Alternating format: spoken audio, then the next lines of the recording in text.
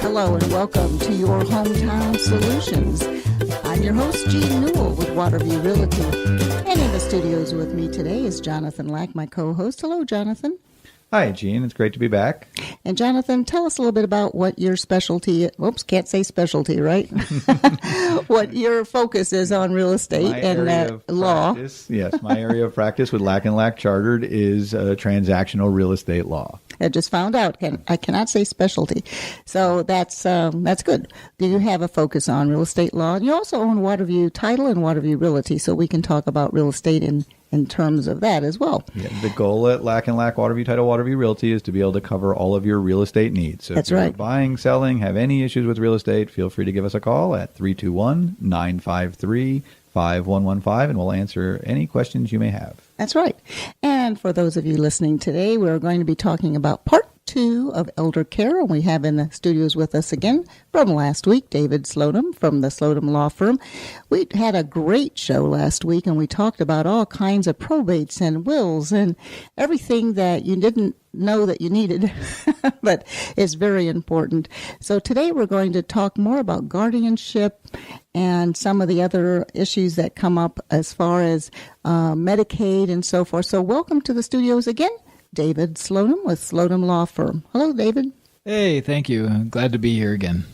Well, we're going to have a next 25 minutes all talking about the different things that people need to know. And you have some great information on your website.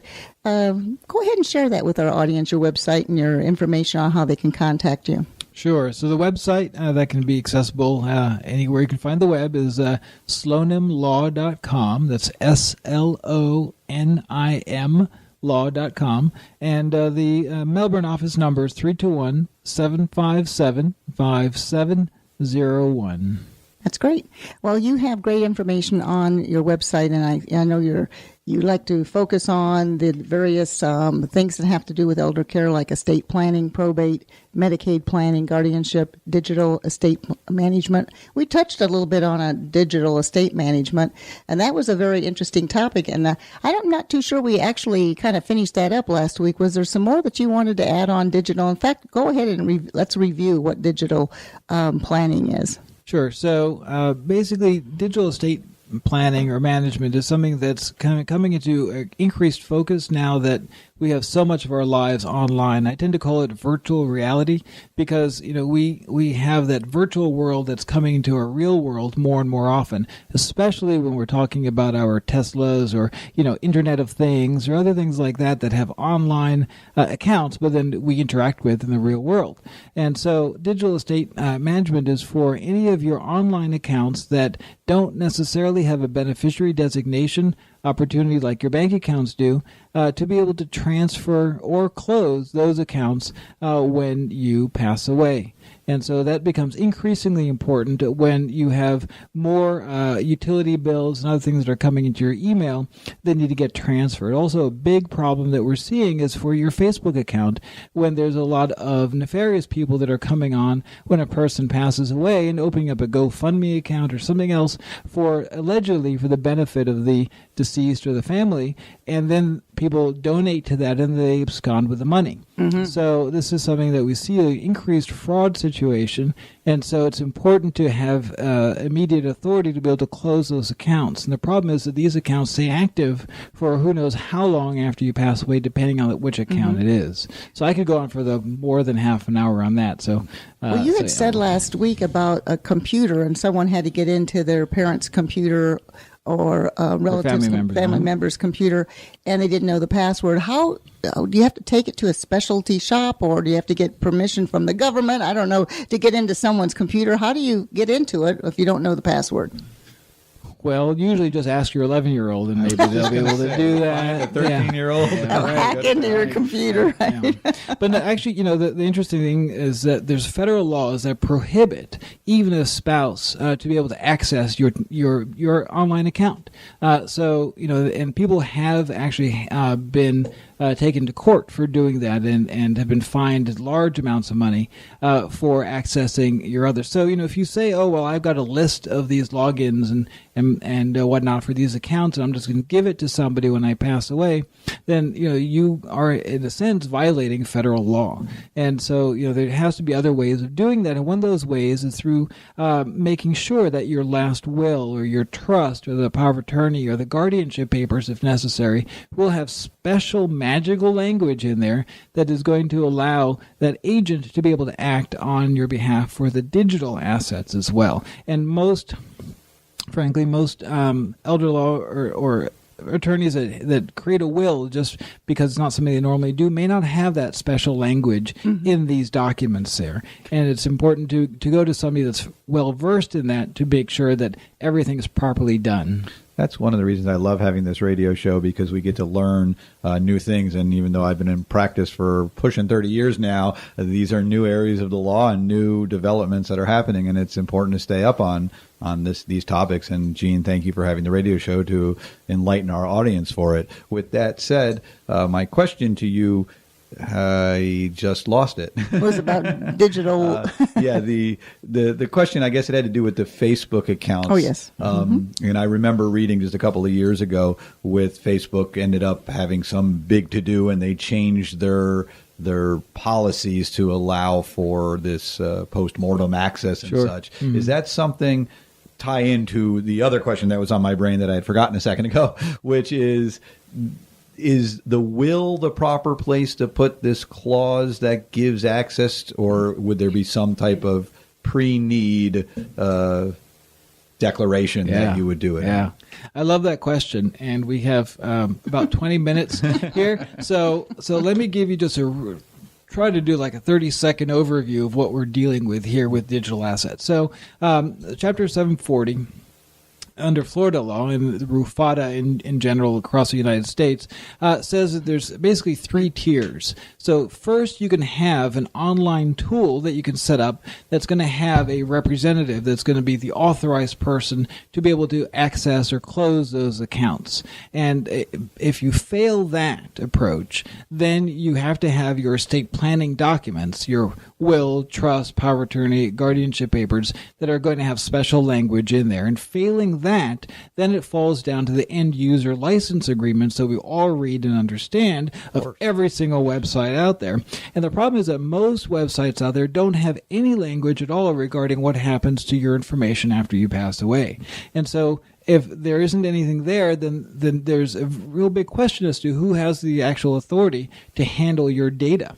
And one thing people don't realize, just as a bit of an aside, is that for your Amazon ebooks, for example, or your iTunes music, those are licensed to you. So when you pass away, you don't own that data there, as a little aside. Oh, that's interesting. So, when you pass away, that data goes back to those companies. And so you can't keep that for the kids' use, for example.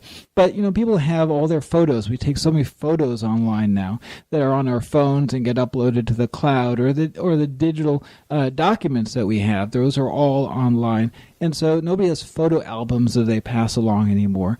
And all this information has the potential of getting lost. And then you've got the financial accounts that are pretty much all via app now. That PayPal has a huge thing that you can do. There's lots of different Venmo and etc. And these are all online. And you can do your stocks that are only online. You don't have any way to kind of reach a real person. And these are all without beneficiary designations. And so the problem is, again, when you pass away, then what happens to those real dollars that a person's going to have there? So it's a real emergent field. Well, like you said last week, that people don't necessarily like to talk about passing, and they don't like to bring that up necessarily. We know at your dinner table it's brought up all the time. Yeah, but we have a countdown to death here, about 30 seconds usually. Yeah. But most people don't like to talk about it. But you had a great idea. Give your parents a certificate. What did you call it? A free certificate? A gift certificate? Gift certificate to come in and have a free consultation, because that might be exactly what they need to do. But, it's sometimes difficult to say, tell me, Mom and Dad, all your assets, because it sounds a little strange. Right. And people don't like to talk about it because they think it's some bad luck or something. I don't know. Everybody has their own opinion on that. But if they could come in and just have is it a free consultation, or what do you charge for a consultation? Well, I always believe that you sometimes get what you pay for, and you never get what you don't pay for.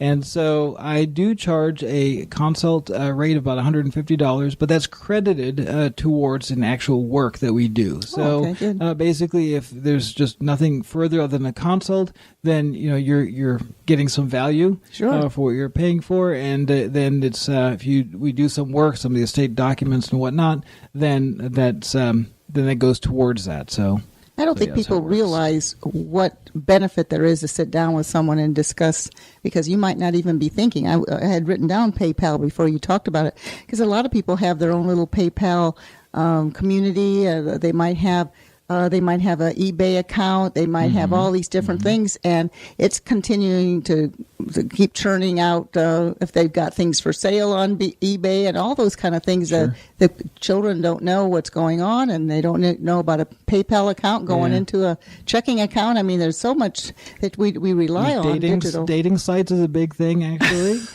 We kind of all laugh and giggle about that, but somebody may not want those accounts to be active when you pass away. Exactly. And that's something that's kind of a big thing right now. Also, aside from that, your Netflix account or other things, because you may have a Netflix recurring charge on a communal credit card that you and your spouse may have, but that account is only for that one person, not for both. And so again, we may want to make sure that that's going to be terminated appropriately then. You bring up the new laws regarding it, and you said it was Chapter 740, so I will be reading that. But since most of the audience probably would not do that, is there I guess, for lack of a better term, an intestate succession type law? And again, for those in the audience, when you die with a will, your testate, meaning you have stated what you want to happen to your stuff. The state of Florida has what's called intestate succession, where if you don't do a will, the state of Florida has determined what will happen to your stuff, typically spouse, then kids, then parents, etc., but it can vary. So if somebody doesn't have these digital rights name, does the intestate statute account for that, or is the legislature not that far along yet? So that's where that third tier in the three-tier system is going to come in, and basically it's going to end up with the end-user license agreement governing. So there's nothing in the statute that actually says a particular person will have the automatic authority as if a person would in an intestate situation where you have a kind of a list or tier of people. It's not that way for the. So if you don't attend to this, then you're leaving it up to chance what's going to happen to your digital rights. Right. And it's a fascinating area that is definitely new, but that's where the world's heading. With there's always going to be something new, and again, that's what makes these shows so interesting. Yeah, I recommend people go to estatepass.com, for example, for a good service that's going to help with that. Oh, very good. Well, you've been listening to part 2 of from our elder care. We were on last week talking about this in more depth of David Slonim, and we'd like to remind you that if you would like to catch part 1 and that you didn't hear last week, you can go to talknetworkradio.com and go to the archives page, or to our page, Jean Newell and Jonathan Lack, Your Hometown Solutions page.